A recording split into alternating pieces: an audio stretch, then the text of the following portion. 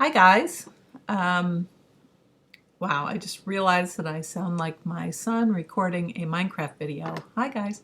Anyhow, we're going to move on for the second part, and what we're going to cover is we're going to take a look at uh, how to kind of organize some of this material, put some of these things in layers, and then how to turn layers off and on, and how to lock layers, and then also how to lock selections.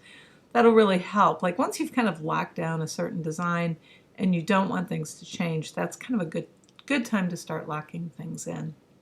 So with that in mind, what I'd like to do mostly right now, I think, is lock the map.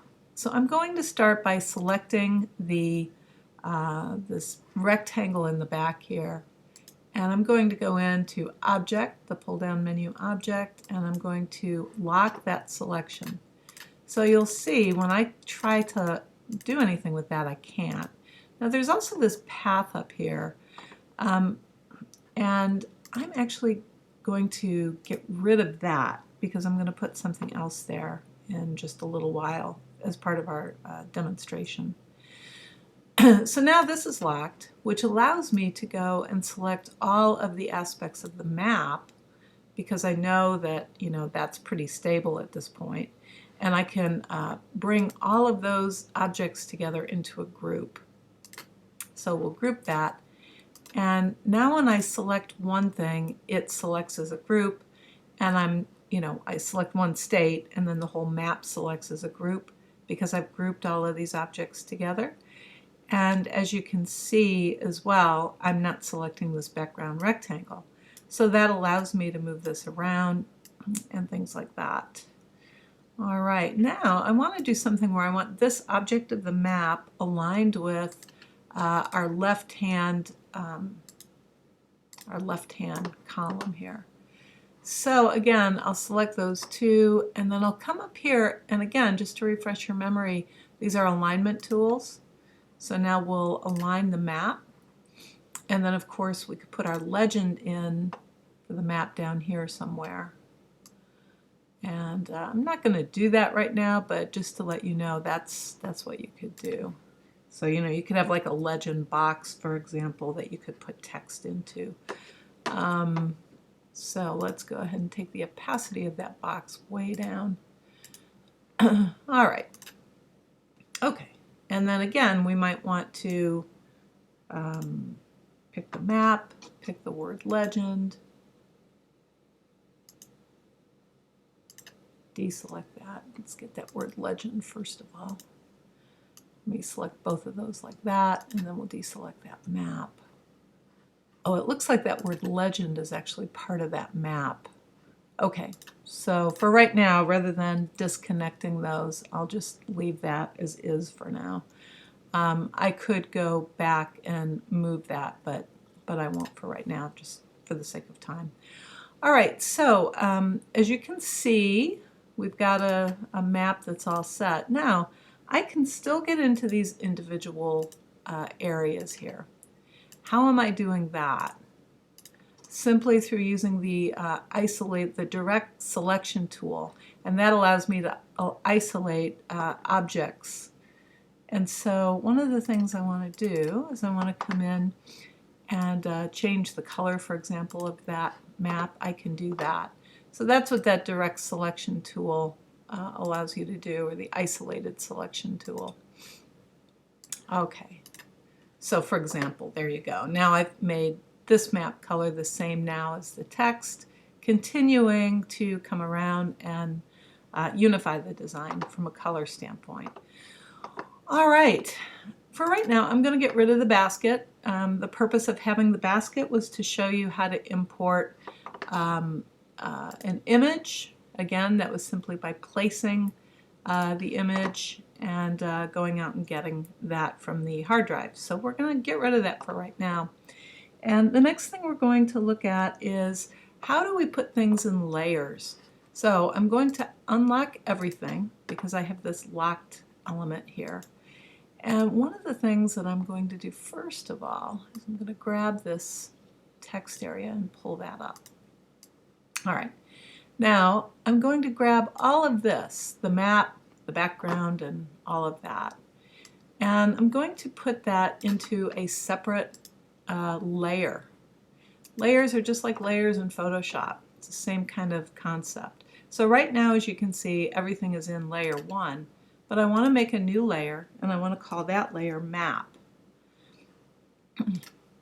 I want to cut from layer 1, that map, and now assign it to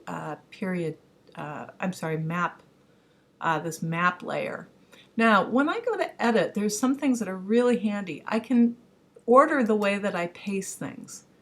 I can paste in back, but one of the things you might use a lot is paste in place. And what that does is that pastes that exactly where it was from layer 1 to layer 2.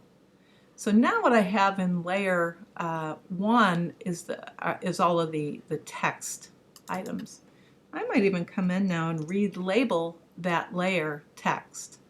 Now, what's nice now is that just like Photoshop and Flash actually too, I can go in and I can hide certain layers if I want to, and I can also come in and lock certain layers. So if I know I don't want to change anything about this map, I can simply lock it. And that's actually a really handy thing to do. All right, so the next thing that I would like to show is I want to show working with the graphing tools because they're very powerful, and this is a good time to take a look at those. So one of the things that you will be doing in your project is working with data, statistics, and things like that, and then displaying that data in some other way than text. And that's the whole gist of what we're doing here. So what we're going to do is we're going to start with just a simple bar graph tool. So I click bar graph, and now the icon becomes that bar graph tool. I click on the screen, and this brings up some information for me.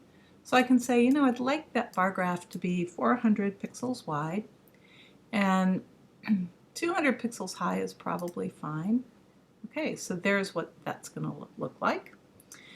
Now I'm working on the idea that I'm creating a bar graph with a total of 100%. So I'm going to put 10% in there. Let's do 20. Let's do 35. Let's do 5 in that area. Let's do 10, and let's do 15, and hopefully these all add up to 100. That's obviously the goal. And now I have this graph that's been made for me. I'll go ahead and shut that down. And because I want some more room on the screen, I'm going to toggle that map off for right now, just so I can kind of use this space here. And what we can do is we can use now, again, this direct selection tool. And what that does is it allows me to isolate the individual aspects of the graph. This lets me come in, for example, and colorize. So right now the graph is drawn as a grayscale object, which is fine, but we'd like it as a HSB, which again is hue, saturation, and brightness. Hue is the color that I'm dealing with. Saturation is the overall saturation of the color, and brightness is how much, what the value of light to dark of that color is. All right, so let's start with blue. That's fine. And what I want to do as well is I want to not have an outline around it. So I'm going to make that outline color no outline. Come over here. First thing I'm going to do is use the eyedropper tool. And I'm just going to go all the way down here, selecting these objects, these little lines in our graph, selecting the eyedropper tool, and colorizing. Now I can select 3 at a time if I want to by holding down the Shift key, which is handy.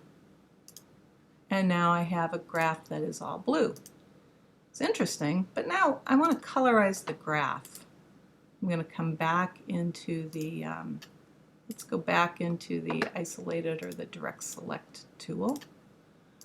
And now what I want to do is take this color, and again, in hue, saturation, and brightness, I want to change the brightness just a little bit, okay, of that one. I'll come over here, and again, I will change the brightness on this one a little bit. And I think with this one, that's good. Come over here, again, we can change the brightness. In this case, I'm going to take the brightness down a little bit more, and down a little bit more. Okay, so in this case, I'm working with saturation and brightness. I can also come in and adjust hue. So if I want to make some of these a slightly different hue, I can do that. So let's say I want to go into more greens for this one. I can do that. Let's say I want this guy to be sort of more purple-ish for whatever reason.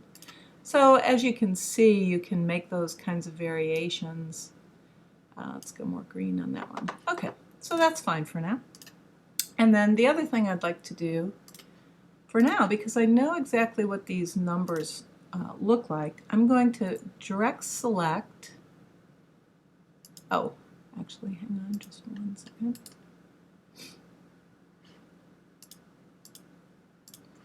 Okay, so that's good. But what I can do now is I can come in and change these numbers. So that's 5, that's 10, that's 15, 25, 35. But what I might want to do actually is come in and I might want to make these numbers different. I might want to say, for example, that this is 100%.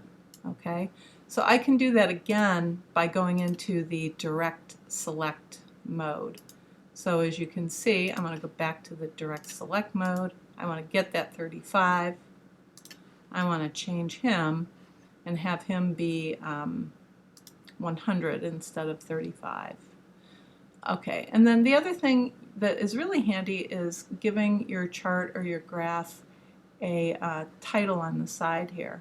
So this is where we come into our text tool, and this is where we can type in different ways. We can type on a path, we can type vertically, all of that sort of thing. So I'm going to type vertically for right now, and I'll say this is number of states, and I'll just say 1835. Now, as I can see, this is going way beyond, the size of the graph. So what do I have to do? We'll start by sizing the font size down, like I did up here. Okay. And all right. And of course, with that type tool, you can do a lot of other things. Some people actually like the font to read, kind of perfectly horizontal. Let me show you one more option here. So we'll take the type tool. We say number of states, 1835. We take that, and then we'll give that a rotation. This is the rotate tool here. And all right, so let's go ahead and rotate that. I'll just eyeball it. So I want to do a 90-degree rotation on it. Close enough. You could enter those numbers numerically too. So that may be a little bit more readable there. Okay, now I have a graph, and now I have a title over here. And so I'm going to lock those together in a group, or put them together in a group. Now when I pick one, it picks both of them. All right, now one of the other things that I might want to do at this point is I might want to size it down. So I'm going to grab the scale tool. And with the scale tool, holding shift so that I scale with aspect ratio, I will scale that down. Now that scales the type too, so you might want to go in, ungroup those, get back to that type, and do something, make that type a little bit bigger. So let's say that I want this to be right here. And now what I can do is, let's go ahead and get out of that grouping. And now what I want to do is bring these guys up a little bit. Let's say. And just so I know what's in that box, I'm going to do that. All right. And let's size it this way just a tad. All right. So now we have that. So I'll take both of these and I want to align them on the left. Good enough. All right, so now if I go and I show my tool again through the layers, find my layers right away. Oops, sorry. Okay, there's my layers. So now I want to show that map again.